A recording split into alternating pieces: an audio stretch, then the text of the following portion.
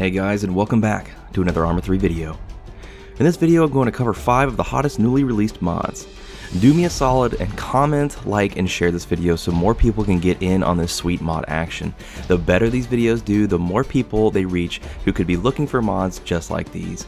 The mod creators pour in hundreds and thousands of hours into their work, so the more exposure they get, the better.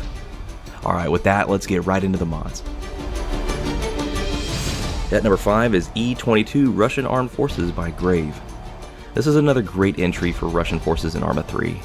Grave has reutilized and retextured some beautiful vanilla assets that aren't otherwise available, like a turretless APC and BTR-90 that fit in beautifully with the base game. While requiring no DLCs, this mod brings with it retextured weapons to look cleaner and better maintained, new versions of existing vehicles, and some custom-made gear to help this mod stand apart from others.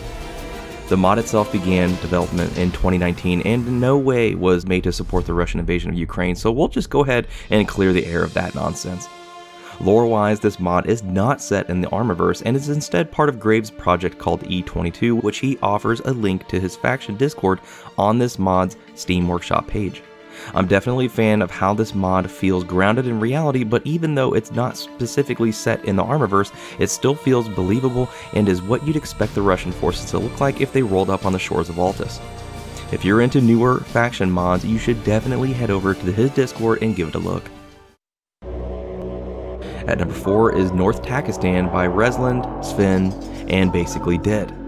This is an outstanding new terrain, especially if you're a fan of lithium. North Takistan will require lithium and cup terrain core to get full functionality, but honestly that's not a huge issue as most people already have those mods. North Takistan uses the same lighting and buildings from lithium, and that's a win in my book because I fucking love how lithium makes everything look so surreal. Some people don't like the haziness of the map, but I feel it adds a little something extra to it personally. There are 2 major cities, tons of towns and villages accessible via long corridors and valleys ripe for ambushes and IED attacks. The urban operations combat is visceral and in your face just like it was in Takistan, and with lithium's lighting, I feel like it's been enhanced. There's also a couple air bases that are built up to act as main operating bases and are robust enough to support a large element of fighters, helos, and even some heavy aircraft.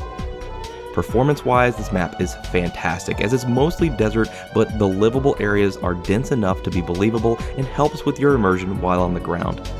This is an excellent addition to the modded terrains on the workshop, and I can see tons of operations being conducted in North Takistan. At number 3, we have F-16 Sky Guardians by XRAM. Within the last few months, XRAM has dropped a few amazing livery packs for Firewall's F-16, with Sky Guardians being his most recent release.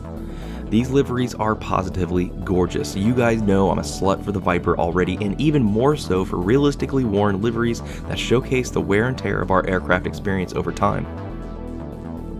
Each skin comes with its own custom wear and tear, and the attention to detail is truly amazing. The skins themselves are beautifully made, and I can promise you won't find them anywhere else.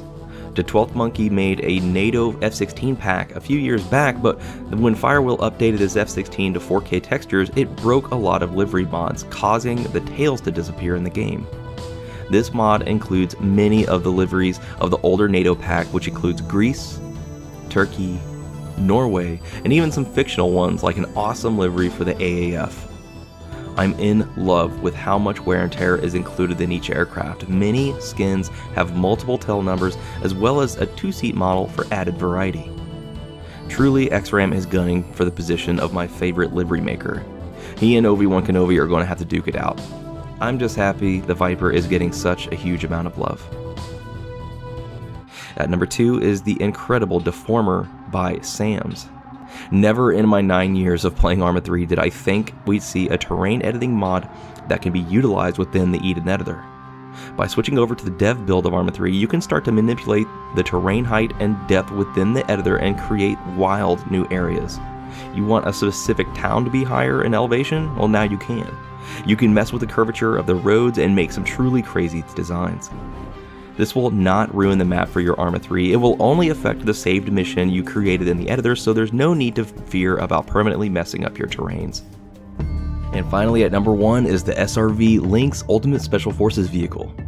This awesome machine is the perfect vehicle for Special Forces types out on long-range recon missions.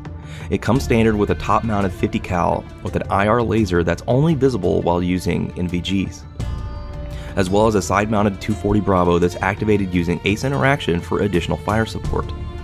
Additionally, the commander has access to an extendable FLIR module that comes with a rangefinder and laser designator, perfect for calling in airstrikes and other clandestine operations. The vehicle comes in 4 beautiful camo patterns, allowing for operations in every environment. The physics of the vehicle have been completely reworked and won't feel like a typical Arma vehicle. It's a blast hauling ass and hitting jumps in this bad boy like you're in Jackass. There are a ton of other little features that come with the SRV, which are listed out on its Steam Workshop page, so give this awesome mod a look and see if it's what you've been craving in a Special Forces vehicle. Well guys, that's all I have for this list today. Thank you so very much again for joining me in another video. As always, I want to thank those patrons who, by being a literal group of sexual tyrannosauruses, keep my Arma 3 server and Discord alive and well. And of course, I want to thank you, the viewer, for watching, liking, commenting, and subscribing. Thank you all again for watching, and I will see you in the next video.